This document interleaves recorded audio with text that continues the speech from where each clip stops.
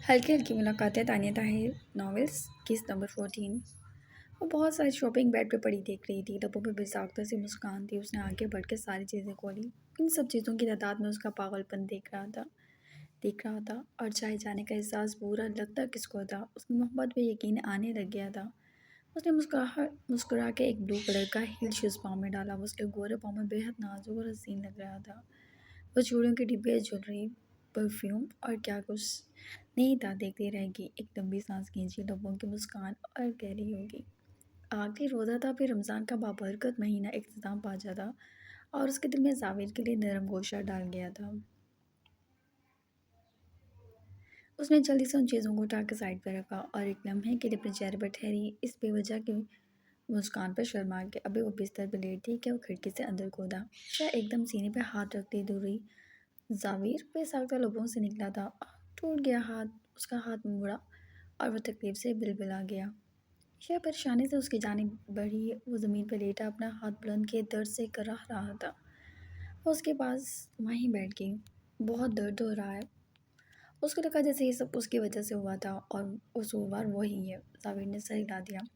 ईशा ने उसका हाथ पकड़ा और उसके हाथ की पट्टी खोलने लगी, जबकि वो दर्द वर्द भुलाए उसको देखने लगा जो उसके लिए परेशान थी। क्या मुझसे नहीं होते?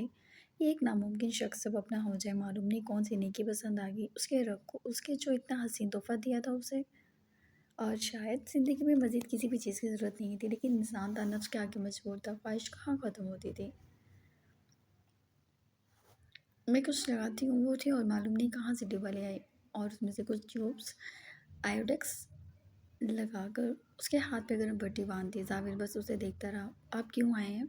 वो भी इस तरह। वो कुछ फासले पर हो गई। बस ये देखने कि तुम मेरी होकर कैसी लगोगी। तुम बस इन बेकार से चूड़ियों पर डर गई। तुम इन बेकार से चोटों पर डर गई। उठ के बैठ गया जैसे खुद भी हैरान हो। आपको किसने कहा है मैं मान गई हूँ? अच्छा खैर, अब मुझे बेवकूफ़ तो ना बनाओ।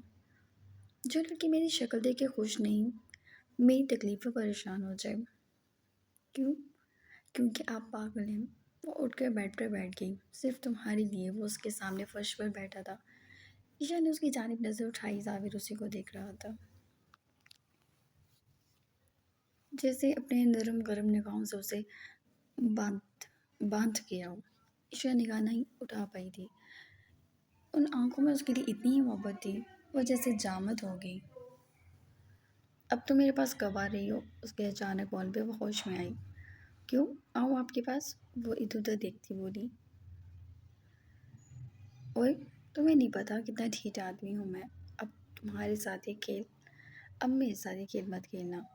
तुम मुझे तुम चाहिए हो। तुम्हें छोड़ के मैंने अपनी मोहब्बत की फतह का झंडा लहराना है। उसके पास बैठा हुआ बोला। ईशा उसके पहलू से भागने लगी कि वो पहली बार ये जुसारत कर गया। ईशा के पेट पर अपना भारी हाथ बांधता वो उसे अपनी सीट खींच गया। बताओ ना, मुझे कबूल नहीं करोगी? चकाचक संजीदगी से उसने सवाल किया था। उसके कान के बेहद नज़दीक उसकी सांसों की गरमाइश को वो महसूस कर रही थी। जाविर प्लीज़ छोड़ें, कांपते लहजे में वो बोली और जाविर ने हल्का सा लबों को वाक किया। उसके कान की लो को दांतों में दबा दिया। कल तुम्हें एक हसीन जोड़ा दूंगा। मुझे चांद रात मनानी है, वो भी पूरे जोश व खरोश से। बाकी जो तुम कहो वैसा ही होगा। वो उसके कांपने पर हल्का सा मुस्कुराया और उसके हथेलियाँ चूम ली। ईशा का दिमाग जैसे साए साए करने लगा। बस इतने में ही परेशान हो गई। अभी तुमने पूरे के पूरे जावेद को सहना है। उसने हल्की सी उसके गाल पे जुसारत की और इससे पहले ईशा बेहोश होकर उसकी ख्वाहिश के मुताबिक ऐन उसके गले का हार बन जाती, उसने उसे छोड़ दिया। वो गिरते गिरते बची थी। हैरानगी से उसे देखने लगी। कल मुलाकात करेंगे, वो तब भी ज़्यादा लहजे में कहता उसे सुलगा सा गया। उसका गाल थपथपा कर वहाँ से सीधी तरह निकल गया। जबकि वो उसे इनकार करना चाहती थी, लेकिन ये कैसी रजामंदी थी जो उसका वजूद खुद बावर करा रहा था। लेकिन दिमाग बार बार दरक्षंदा के बारे में आगाही दे रहा था कि वो जान गई तो उसका क्या हाल करेगी। लेकिन वो कुछ कह ना पाई और वो उसे अपने शहर में जकड़ के वहाँ से चलता बना। चची, पलाश कमरे के दरवाजे पर खड़ा एकदम आलिया को पुकारा। हया پکارا حیات کو کسی بات پر ڈانٹ جو حیات کو کسی بات پر ڈانٹ رہی تھی. مجھے نہیں جانا، نہایت بدتمیز انسان ہے وہ. بڑا ہے تم سے، عزت سے بات کرو. وہ بڑا وہی بڑا اپنے گھر میں رہے، پھر میرے پاس آئے اور خاص کر مجھے چھونے کی کوشش، اور بس تبھی بلاج بہت بڑا شرمندہ رہ گیا. وہ سینے پر ہاتھ باندھ کر منہ موڑ گئی. علی نے اسے ایسے واضح کیا جسے اس بات پر توجہ بھی نہ دی ہو. بیٹا تم ہی سمجھاؤ اسے، میرا تو سر میں درد کر دیا اس لڑکی نے. میرے پاس دماغ ہے خود سب سمجھنے کے لیے، وہ تڑک کر بولی. علی نفی میں سر ہلاتے باہر نکل گیا اور بلاج اندر داخل ہو کر دروازہ لاک کر گیا. لوگ کیوں لگایا؟ یہ میرا کمرہ ہے، آپ کا نہیں. وہ غصے سے بنائی. بیوی تو میری ہی ہے، بیوی تو میری ہی ہے نا. شانوج کہا گیا اور اس کے نزدیک بیٹھنے لگا. دور رہی مجھ سے، حیات فاصلے پر ہوگی. اچھا سوری، مجھے اس وقت غصہ تھا تم پر، اتار دیا. بلاج ہار مانتا بولا. میں کوئی دوست نہیں ہوں، آپ کی بیوی ہوں. آپ کو پتہ ہے نیوز میں دیکھا تھا، بیوی نے شوہر کے چھوٹے چھوٹے ٹکڑے کر کے پھینک دیے. خود سوچ لیں بیویاں کتنی خطرناک ہوتی ہیں. وہ بولی تو بلاج تالی بجا گیا. بس یہی کسر رہ گئی تھی کہ تم میرے چھوٹے چھوٹے ٹکڑے کر کے پھینک دو. اس کے بیڈ پہ بیٹھ گیا. ہاں میں ایسا کر سکتی ہوں، وہ دانت پیس کر بولی. میرے بننے میں خوش ہو جاؤ گی نا.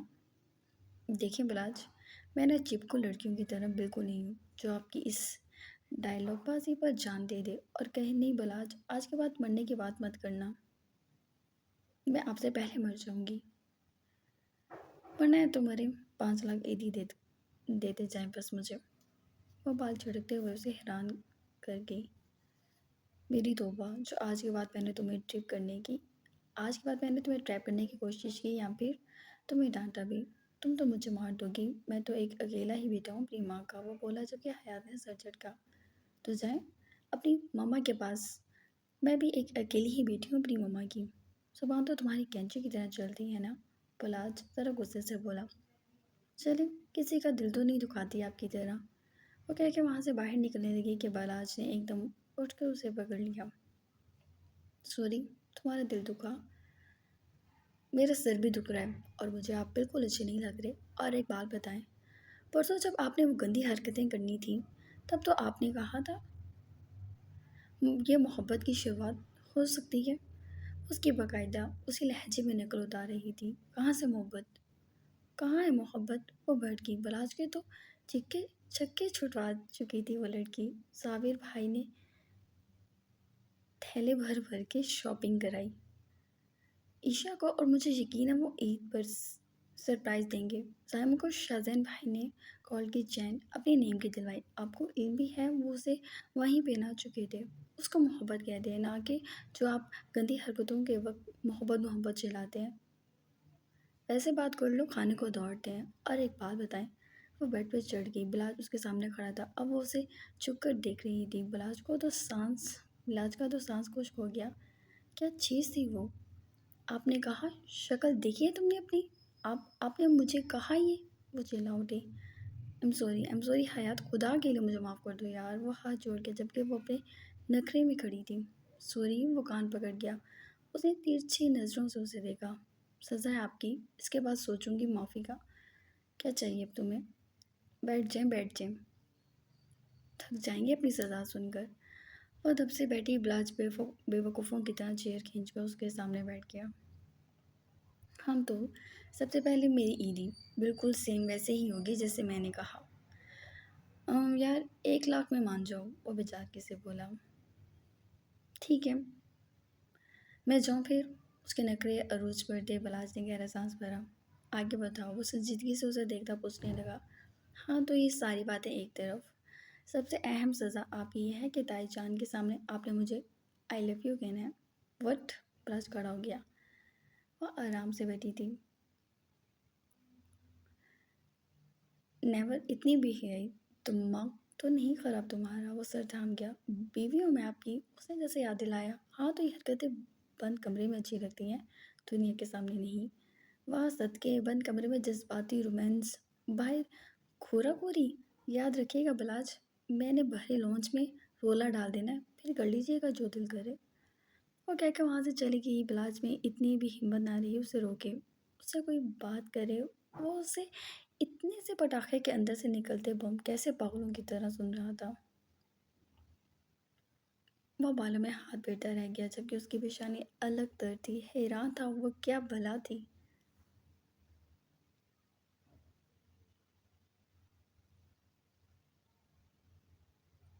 گھر میں افطار کے بعد عجیب گہما گہمی سی مچ گئی تھی۔ ظاہر نے سفید کرتا پہنا اور دادا جان کے پاس چاند رات کی مبارکباد دینے پہنچ گیا۔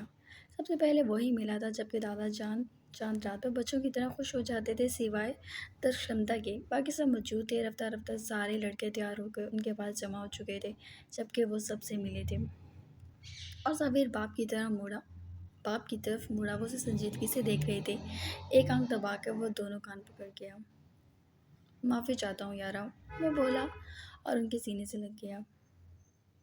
وہ بھی اس کو سینے سے لگا گئے۔ خبردار جو آج کے بعد اپنی منمانی کی، تمہیں جو بھی چاہیے مجھ سے مانگا کرو، میں پوری نہ کروں تو بات کیا کرو کہ تمہارا باپ تمہارے لیے کچھ نہیں کر سکا۔ وہ بولے تو ظاہر نے سر ہلایا اور اتنی دیر میں لڑکیاں بے اندر داخل ہوئیں اپنی من پسند خوشبو اور سفید ہی جوڑے میں۔ عشا کو رچا بسا دیکھ اس کا دل عجیب سروں پر دھڑک اٹھا۔ وہ دادا جان سے ملے تھے۔ شاہزادے نے زائمہ کو گھورا کہ اس کے ساتھ ٹوئننگ کیوں نہیں کی، جبکہ عشا اور ظاہر بالکل الگ ہی لگ رہے تھے۔ عشا کا تو چہرہ ہی سرخ ہو گیا، البتہ ظاہر کی خوشی کی انتہا نہیں تھی۔ دوسری طرف حیات بھی تلملا رہی تھی۔ وہ دادا جان سے ملی اور مڑی تو ان تینوں پر بھی نگاہ گئی۔ ہر نگاہ میں الگ ہی بات تھی۔ مسکراتے لب، خوشی سے بھرپور چہرے، جیسے سب چاند کی طرح کھل رہے تھے، جیسے چاند بڑی خوبصورتی سے آسمان پر آب و تاب سے چمک رہا تھا۔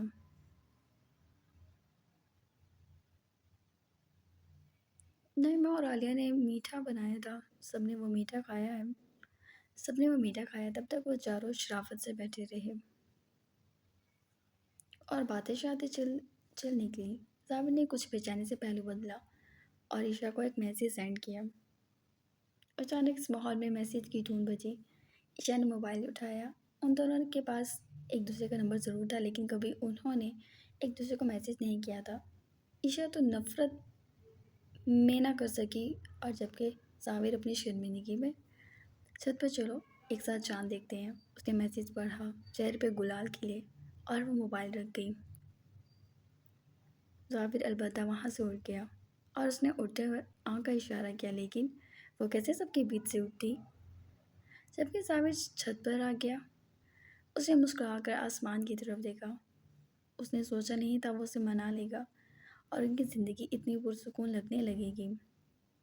اچانک پیچھے کسی کی کھٹیا کی احساس سے پلٹا تو وہ کچھ اندھیرے میں جھجک سی کھڑی تھی۔ اسے آنکھوں میں اتار لیتا، اتنی حسین لگ رہی تھی وہ۔ ظاہر نے گجرے نکالے اور آگے بڑھا اس کی جانب اور اس کا ہاتھ تھام لی۔ اس کے ہاتھ میں ہلکی سی لرزش تھی۔ نیچے اب بھی بولنے کی، کہکوں کی آوازیں آ رہی تھیں، جبکہ اوپر دو دل مل رہے تھے، ہلکی ہلکی ملاقاتیں ہو رہی تھیں۔ وہ اسے آسمان کے نیچے لے آیا۔ لبوں کی تراش میں مسکراہٹ تھی، پھولوں کی خوشبو، محبت کی بھینی بھینی مہک ماحول میں محسوس کی جا سکتی تھی۔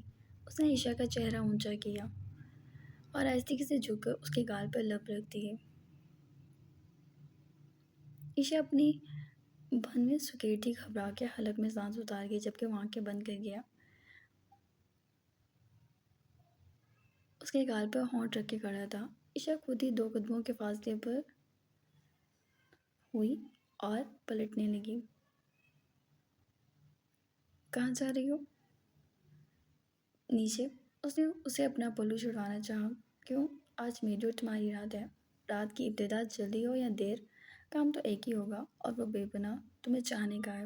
اس نے پیچھے سے اسے اپنی باہوں کے حلقے میں بھرا اور اس کے ہاتھوں میں گجرے پہنا دیے جن کی مہک پر سانس کے ساتھ اندر اتر رہی تھی۔ استغفراللہ استغفراللہ، شیطان نے کافی اسپیڈ سے آزادی قبول کیا۔ خیر میں نے بس گجرے دیکھے ہیں اور کچھ نہیں دیکھا۔ شاہزین، بلاج، ماہر، حیات اور زائمہ سبھی اوپر آ گئے تھے۔ عشا کا رنگ پھیکا پڑ گیا اپنے بھائی کو دیکھ کر، لیکن وہ مسکرا رہا تھا۔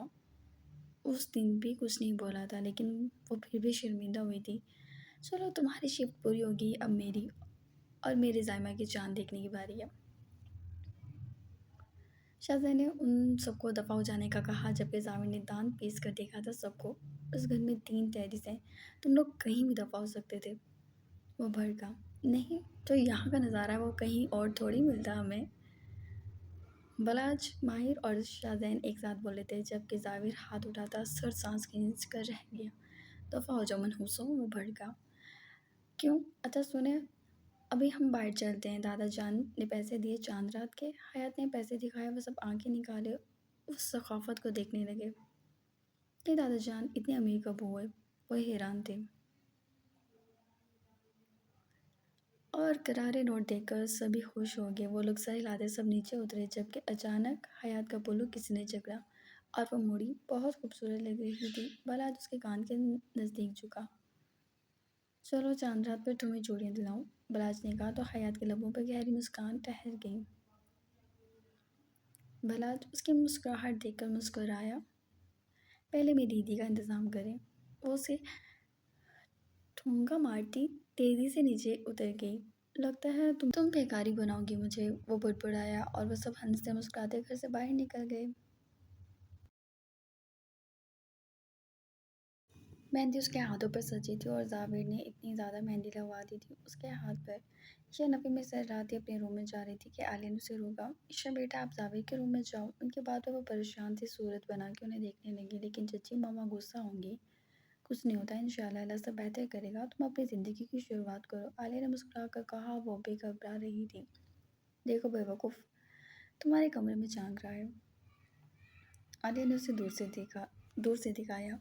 ईशा उसके जांघे पे बेसाख्ता हंस पड़ी और जावेद उसकी हंसी की कनकनाहट पर पलटा। हाँ जी, कहाँ झांका जा रहा है? वो सब भी किसी जिन की तरह हाजिर हो गए थे। मैं कहीं भी नहीं, मैं तो बस ये देख रहा था। मेरी गाड़ी में वो अपना रुमाल भूल गई थी, वो बोला जबकि सबकी ओर निकली। पहले ये रुमाल ईशा का नहीं, ऐसे ये रुमाल ईशा का नहीं है। जायमा ने अपने भाई के हाथ से रुमाल खींचा। ईशा मुस्कुराहट जब्त किए खड़ी थी। हाँ ईशा, रुमाल कब इस्तेमाल करती है? हयात ने भी घूरा। वो ये, जावेद जैसे घबराया। उससे पहले वो कहकर लगाते ईशा ने आगे बढ़ के रुमाल पकड़ लिया। ये मेरा ही है, मैं वाकई गाड़ी में भूल गई थी। वो आहिस्ते से बोली जबकि सबने तालियां पीट डाली। या तो इनकी चोंचें लड़ने को तैयार नहीं थी और अब चोंचें अलग नहीं हो रही। एक हयात की बोहर अफशानी थी। बिलाज ने उसके सर पे चीख मारी। तुम्हारी जुबान नहीं बंद होती, वो घूर कर बोला। मैंने तो सच ही कहा है, वो बनी बनाई। जबकि आलिया नफ़ी में सर हिलाने लगी। बस बहुत बेहया हो गई है लड़की, वो सब बोले। अच्छा छोड़ो, छोटी सी दरवाज़ा रुकाई की रस्म ना हो जाए। माही ने आईब्रो झुकाई और सब चिल्ला उठे कि हाँ ये बिल्कुल ठीक सोचा है उसने। और आलिया नाइमा समेत उसे जावेद के कमरे में ले आई जबकि उसके दिल में बार बार माँ का ख्याल आ रहा था। लेकिन वो अच्छे वक्त की तमन्ना करती इस ख्याल को झिड़क देती। जबकि बाहर उन सब ने जावेद से बहुत पैसा लूट लिया था और वो भी फ़ोन से लुटा रहा था। आज उसकी ज़िंदगी की सबसे खुशबख्त रात थी। वो कैसे ना उस पर सब वार देता। बाहर सन्नाटा छा गया तो कुछ देर वो उसकी तस्वीर को देखती रही जो साइड टेबल पे पड़ी थी। उसने कभी ये लम्हा सोचा भी नहीं था और अब वो उस लम्हे में बैठी शर्मा रही थी। बेडरूम में हल्की रोशनी फैली हुई थी। रात की मध्यम रोशनी खिड़की से अंदर आ रही थी और पर्दे हल्की सी हवा में मध्यम लहरा रहे थे। अचानक दरवाजे की खटपट से वो चौंक गई। जावेद अंदर दाखिल हुआ। दोनों की निगाहों का तसादुम हुआ। वो झूम गया था उसे अपने बेड पर देखकर। जावेद बेड के किनारे बैठा गहरी नज़रों से ईशा को देखने लगा। ईशा के लंबे बाल शानों पर बिखरे हुए थे और उसकी आंखों में एक ख्वाबदार सी चमक थी। जावेद ने आहिस्ता से उसका हाथ थामा और उसकी नरम उंगलियों पर अपनी उंगलियां फेरने लगा और उसके हाथ की मेहंदी में वो खो सा गया। तुम्हें पता है, जब भी मैं तुम्हें देखता हूँ मुझे ऐसा लगता है जैसे दुनिया थम सी गई हो। जावेद की सरगोशी ईशा के दिल में उतर रही थी। ईशा ने मुस्कुरा कर नजरें झुका ली। उसके पास कहने के लिए अल्फाज नहीं थे। जावेद ने आहिस्ता से उसकी चोटी को छुआ और उसका चेहरा अपनी तरफ किया।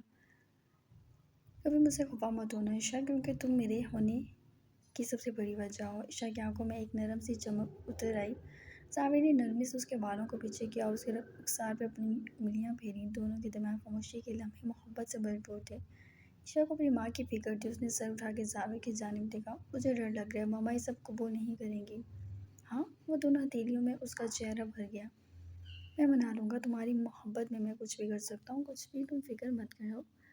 اس نے کہا، اس کا تپش شدہ لہجہ واضح کر رہا تھا کہ وہ جو کہہ رہا ہے سب سچ کہہ رہا ہے۔